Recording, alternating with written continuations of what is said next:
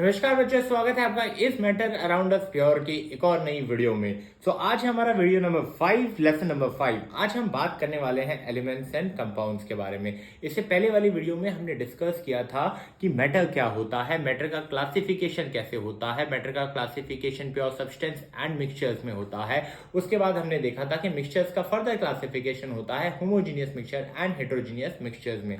आज के इस वीडियो में हम देखने वाले हैं कि प्योर सब्सटेंस का क्लासिफिकेशन कैसे एलिमेंट्स एंड कंपाउंड्स में होता है, एलिमेंट्स क्या होते हैं, कंपाउंड्स क्या होता है एंड कंपाउंड्स एंड मिक्सचर्स में क्या डिफरेंस होता है। तो पहले बात करते हैं प्योर सब्सटेंस क्या होता है। तो प्योर सब्सटेंस ऐसे सब्सटेंस होते हैं जो एक टाइप ऑफ पार्टिकल्स, एटम्स या मॉलिक्यूल से बने हुए हों। एक एग्जांपल से समझते हैं। मान लीजिए हमारे पास एक ग्लास ऑफ वाटर है। अब उस ग्लास ऑफ वाटर में आपको सिर्फ H2O के ही मॉलिक्यूल देखने को मिलेंगे। वहां पर ना ही आपको CO2 के मॉलिक्यूल देखने को मिलेंगे, ना ही आपको अमोनिया के मॉलिक्यूल देखने को मिलेंगे। तो आपको एक ही टाइप ऑफ मॉलिक्यूल्स देखने को मिलेंगे जब आप वाटर को कंसिडर कर रहे हो। अब हम एग्जांपल लेते हैं कॉपर रॉड का। जब मैं एक कॉपर रॉड की बात कर रहा होता हूं तो इस कॉपर रॉड को जब मैं मॉलिक्यूलर लेवल पे जाकर देखूंगा तो यहां पर आपको सिर्फ कॉपर के ही एटम देखने को मिलेंगे। यहां पर आपको गोल्ड का एटम देखने को नहीं मिलेगा, यहां पर आपको सिल्वर का एटम देखने को नहीं मिलेगा, यहां पर आपको आयरन का एटम देखने को नहीं मिलेगा। तो अगर हम ये समझे कि प्योर सब्सटेंस को किसमें क्लासिफाई किया जाता है, एलिमेंट्स और कंपाउंड्स में किया जाता है। अब हम समझते हैं कि एलिमेंट्स क्या होता है। ठीक है, अब हम एलिमेंट्स को समझते हैं कि एलिमेंट्स क्या होते हैं। तो एलिमेंट्स ऐसे सब्सटेंस होते हैं जो और सिंपलर सब्सटेंस में स्प्लिट नहीं हो सकते। जैसे हाइड्रोजन को आप और सिंपलर सब्सटेंस में स्प्लिट नहीं कर सकते। चाहे आप कोई भी केमिकल मेथड यूज कर लो, चाहे आप उसमें हीट का अप्लाई कर दो, चाहे आप उसमें लाइट अप्लाई कर दो, चाहे आप उसमें इलेक्ट्रिकल एनर्जी अप्लाई कर दो, आप दुनिया की कोई भी ताकत अप्लाई कर दो, आप हाइड्रोजन को और सिंपलर सब्सटेंस में स्प्लिट नहीं कर सकते। इसलिए वो एक एलिमेंट है। तो एक एलिमेंट को आप कैसे डिफाइन कर सकते हैं? एक एलिमेंट को आप इस तरीके से डिफाइन कर सकते हैं कि ये एक ऐसे सब्सटेंस होते हैं जिन्हें आप फर्दर सिंपलर सब्सटेंस में स्प्लिट नहीं कर सकते हैं। हमने हाइड्रोजन देखा एक एग्जांपल, ऑक्सीजन एक और एग्जांपल हो सकता है। ऑक्सीजन को आप ऐसा नहीं है कि आप कुछ तिकड़मबाजी लगाओ और सिंपलर सब्सटेंस में तोड़ दो। ऑक्सीजन को तोड़ा, ऑक्सीजनियम या कोई एक नया एलिमेंट आपने बना दिया या एक नया एटम आपने बना दिया, ऐसा नहीं हो सकता। वहीं जब हम वाटर को कंसीडर करते हैं तो वाटर को हम तोड़ सकते हैं। जब हम वाटर का इलेक्ट्रोलिसिस करते हैं तो वाटर को हाइड्रोजन और ऑक्सीजन में तोड़ा जा सकता है। यानी कि वाटर जो है वो एक एलिमेंट नहीं, वो एक कंपाउंड है। तो आपको डिफरेंस समझ में आ गया एलिमेंट और कंपाउंड के बारे में। कंपाउंड क्या होता है वो आगे विस्तार में समझेंगे, बट अभी एक डिफरेंस तो आपको बेसिक समझ में आ गया होगा कि एलिमेंट को आप और सिंपलर सब्सटेंस में स्प्लिट नहीं कर सकते। वहीं अगर कंपाउंड की बात करें तो कंपाउंड को आप सिंपलर सब्सटेंस में स्प्लिट कर सकते हैं।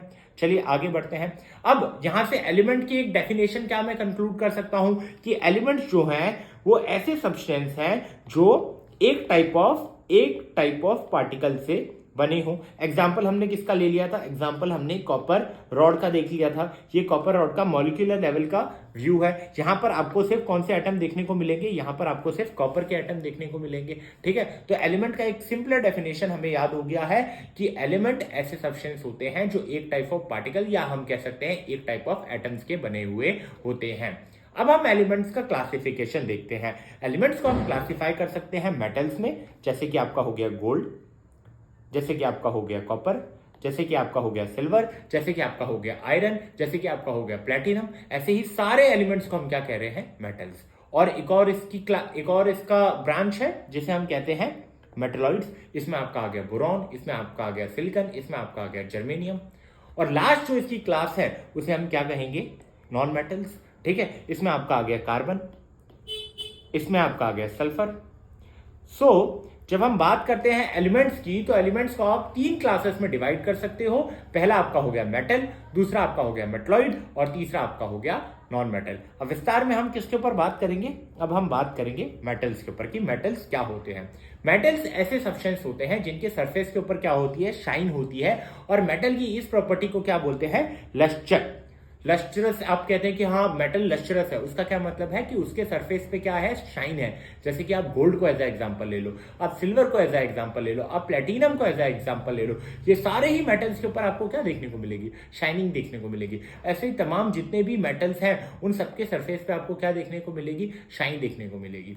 मेटल की एक और प्रॉपर्टी है जिसका नाम होता है डक्टिलिटी। इसका यह मतलब होता है कि आप मेटल्स को वायर के फॉर्म में कन्वर्ट कर सकते हैं। आपने सुना होगा इलेक्ट्रिकल वायरिंग में कॉपर यूज किया जाता है as a form of wiring, ठीक है। तो क्यों किया जाता है, क्योंकि कॉपर एक गुड कंडक्टर ऑफ इलेक्ट्रिसिटी तो है ही, बट कॉपर के अंदर एबिलिटी है कि उसको वायर के फॉर्म में हम कन्वर्ट कर सकते हैं। तो इस प्रॉपर्टी को क्या कहते हैं, डक्टिलिटी। सो मेटल के पास कौन सी प्रॉपर्टी होती है, डक्टिलिटी।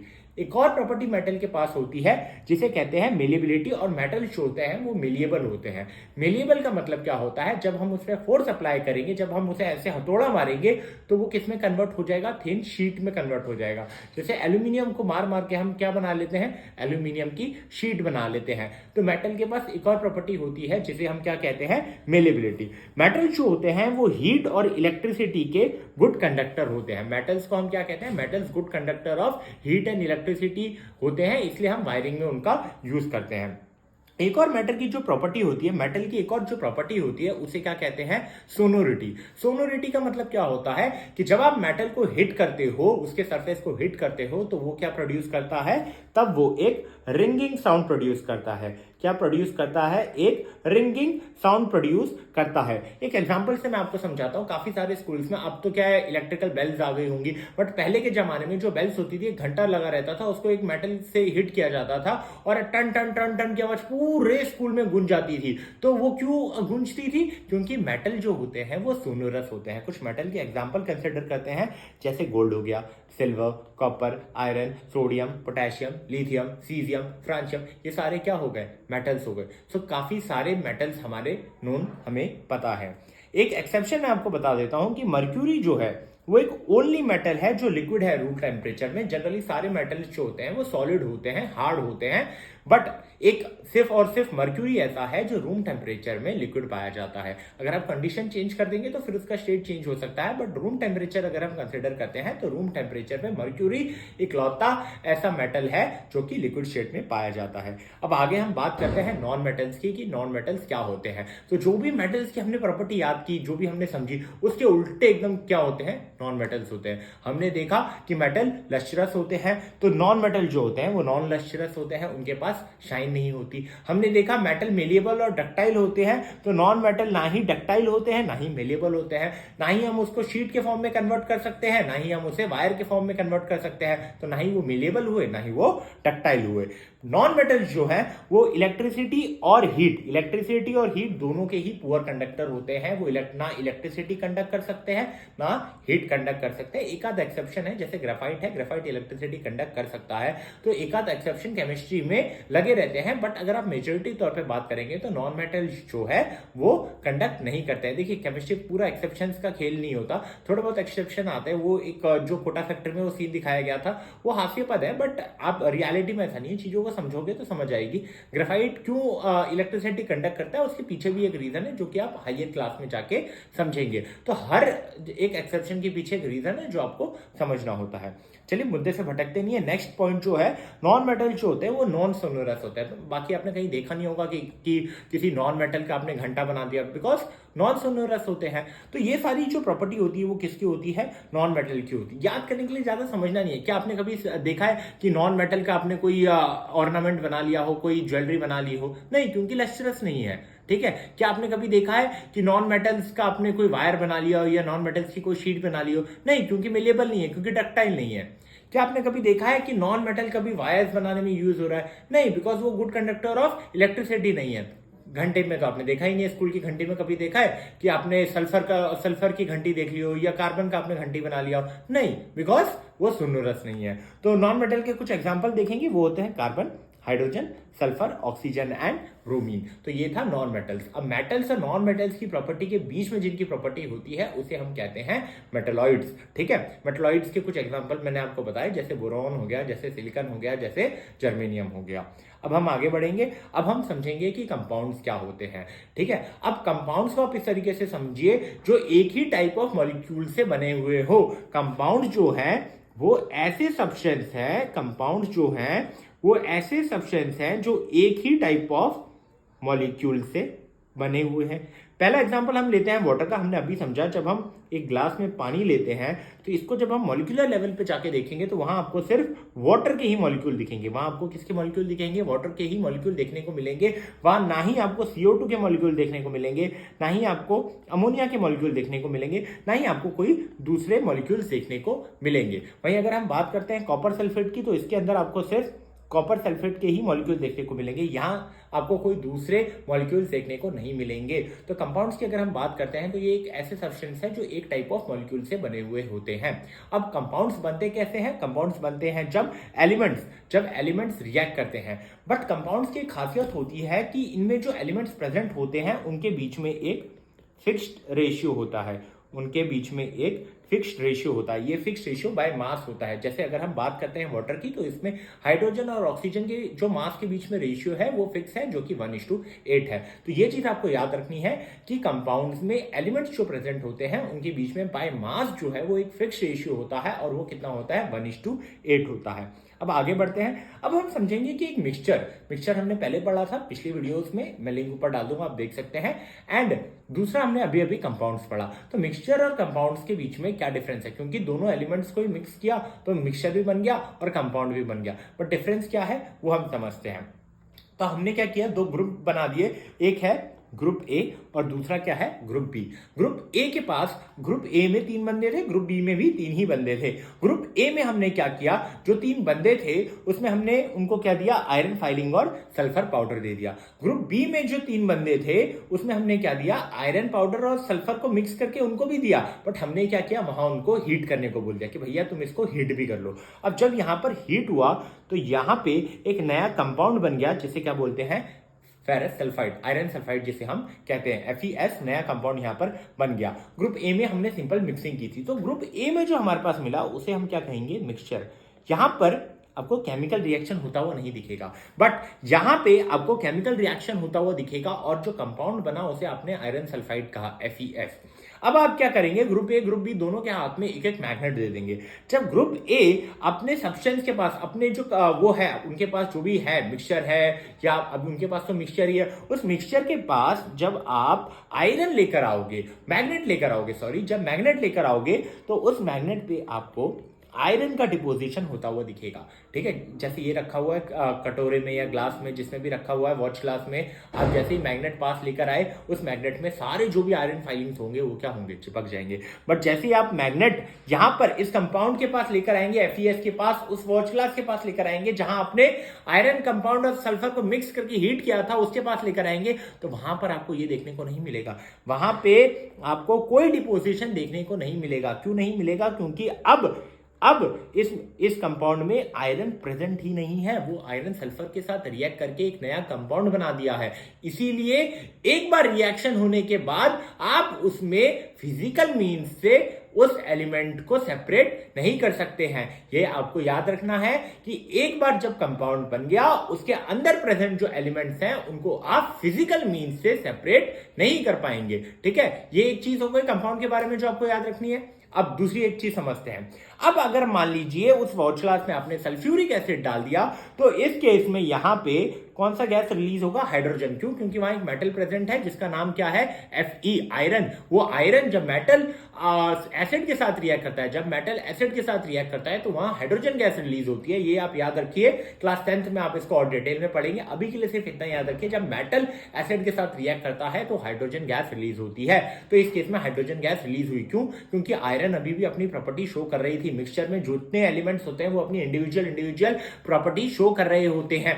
सारे प्लेयर्स अपना इंडिविजुअल गेम खेल रहे होते हैं, यहां पर यूनिटी नहीं होती। बट जब हम बात करते हैं कंपाउंड्स की, यहां पर हमने जब सल्फ्यूरिक एसिड डाला तो यहां पे भी गैस निकली, बट वो गैस अलग थी, क्योंकि यहां पे बदबू आ रही थी, बहुत फाउल स्मेल वाली गैस थी, और इस गैस का नाम क्या है? हाइड्रोजन सल्फाइड, यानी कि H2S। तो यहां से हम क्या समझ सकते हैं कि यहां पे इंडिविजुअल गेम नहीं चल रहा। अगर इंडिविजुअल गेम चल रहा होता तो आयरन आता और रिएक्ट कर जाता और हाइड्रोजन गैस रिलीज होती, बट मैंने आपको बताया कि वहां हाइड्रोजन तो है ही नहीं। वहां पे कंपाउंड था FeS जिसने रिएक्ट किया इस सल्फ्यूरिक एसिड के साथ, और कौन सा गैस रिलीज किया?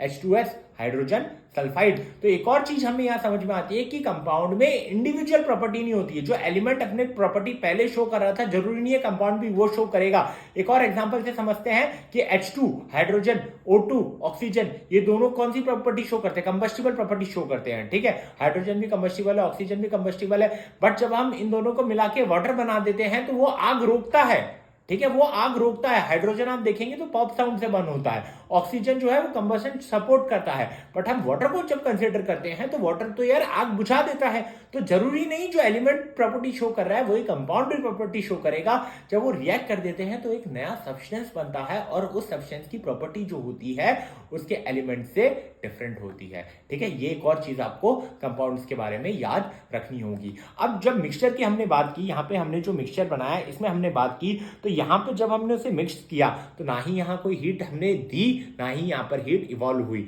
ठीक है, ना ही हीट सप्लाई हुई, ना ही हीट इवॉल्व हुई, बट यहाँ पर हमने हीट सप्लाई की। तो कंपाउंड के फॉर्मेशन में या तो आपको हीट सप्लाई करनी पड़ेगी या तो हीट वहां पर रिलीज हो रही होगी। तो ये डिफरेंस था किसके बीच में? मिक्सचर एंड कंपाउंड के बीच में। एक और बार हम इसे रिवाइज कर लेते हैं। तो मिक्सचर को हम सेपरेट कर सकते हैं, ठीक है। अगर आपने पानी में मिट्टी मिला दी तो उसको फिल्ट्रेशन से सेपरेट कर सकते हैं, बट अभी हमने देखा कि कंपाउंड्स को हम कंपोनेंट्स में सेपरेट नहीं कर सकते। We can not separate the element present in a compound by physical means, ठीक है। ये चीज क्लियर हो गई। नेक्स्ट पॉइंट पे हम बढ़ते हैं। नेक्स्ट पॉइंट क्या होता है? मिक्सचर में हर एक कंस्टिट्यूएंट अपनी इंडिविजुअल प्रॉपर्टी शो करता है, अपना इंडिविजुअल गेम खेलता है, बट ऐसी चीज कंपाउंड में नहीं होती। एक बार एलिमेंट रिएक्ट करके कंपाउंड बना लेते हैं तो वो अपनी इंडिविजुअल जो प्रॉपर्टी होती है वो शो नहीं करते हैं। ये अभी हमने आयरन सल्फाइड वाले केस में देखा। मिक्सचर जब हम बना रहे होते हैं वहां पर ना ही कोई हीट रिलीज हो रही होती है, ना ही कोई हीट हम सप्लाई कर रहे होते हैं। बट कंपाउंड्स की अगर हम बात करें तो कंपाउंड्स जब बनते हैं तो वहां पर या तो हीट सप्लाई हो रही होगी, एनर्जी सप्लाई हो रही होगी, या एनर्जी रिलीज हो रही होगी। अब मिक्सचर का कंपोजिशन जो होता है वो वेरिएबल होता है। मान लीजिए अगर हमने सॉल्ट, 1 चम्मच सॉल्ट और 3 चम्मच शुगर मिलाया तो भी वो मिक्सचर है। 2 चम्मच सॉल्ट, 5 चम्मच शुगर मिलाया तो भी वो सॉल्ट है। मतलब कंपोजिशन हम वेरी करेंगे लेकिन वो स्टिल वो एक मिक्सचर ही कहलाएगा। बट कंपाउंड्स में जो उसका कंपोजिशन होता है वो फिक्स होता है बाय मास। जैसे हमने वाटर के केस में देखा तो वाटर में हाइड्रोजन और ऑक्सीजन बाय मास एक फिक्स कंपोजिशन में प्रेजेंट थे और वो कंपोजिशन क्या था? 1:8। यानी कि एक चीज हमें समझ में आई, जो कंपोजिशन होगा कंपाउंड में एलिमेंट्स का वो क्या होगा? फिक्स होगा। तो चलिए अब चीजों को बाइंड अप करते हैं। आज के इस वीडियो में हमने क्या क्या पढ़ा? आज के इस वीडियो में हमने पढ़ा कि हम प्योर सब्सटेंस को किस तरीके से क्लासिफाई करते हैं। हमने क्या पढ़ा? प्योर सब्सटेंस को आप किस तरीके से क्लासिफाई करते हैं एलिमेंट्स में एंड कंपाउंड्स में। उसके बाद हमने देखा कि आपने किस तरीके से एलिमेंट्स को क्लासिफाई किया metals, non metals and metalloids में। फिर हमने कंपाउंड्स के बारे में जाना। फिर हमने ये देखा कि कंपाउंड्स मिक्सचर से किस तरीके से अलग होते हैं। अगर आपको ये वीडियो पसंद आई हो और आपको और वीडियोस देखनी है क्लास 9 की तो आप चैनल को सब्सक्राइब कर सकते हैं। चैनल पे फर्स्ट चैप्टर, सेकंड चैप्टर दोनों ही कंप्लीट हो चुके हैं और उसके आने वाले चैप्टर्स भी कुछ आध हफ्तों में अपलोड हो जाएंगे। तो चैनल को सब्सक्राइब कर दीजिएगा, वीडियो को बिना भूले लाइक कर दीजिएगा और चैनल पे और सारे एक्सपेरिमेंट्स वाले वीडियोस भी हैं, मोटिवेशनल वीडियोस भी हैं, स्ट्रेटेजिक वीडियोस भी हैं, तो उनको भी जाके चेकआउट कर लीजिएगा। And thank you.